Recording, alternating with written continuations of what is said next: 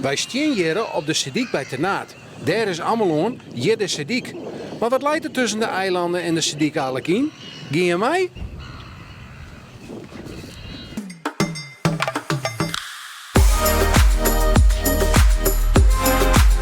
Mooi fort, maar Marcel.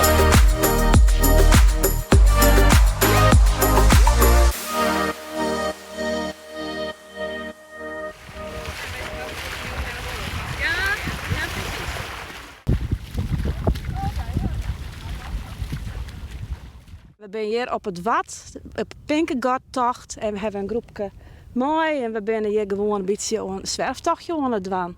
Hey, en is het voor iedereen om te rijden om even alleen nog het wat op te gaan? Nou nee, ik zoek het net Elsen niet in onreden. Nee, als het wat op gaat, dan mag het eigenlijk altijd maar een gids. Want alleen nog is het gewoon net vertrouwd. Waar komt u vandaan? Oorspronkelijk uit Amsterdam. En dit is de eerste keer dat u meedoet? Ja, dat klopt, ja. En wat vindt u ervan? Ja, fantastisch. Die ruimte, de stilte, mooie natuur, heerlijk. En wat zoest iedereen zezen wollen die het nog net water om hebben? En waarom? Wat ze maar water in hebben. Nou, het is hier gewoon een rijkdom. Het is hier de rest, eigenlijk het enige puur natuur van Nederland.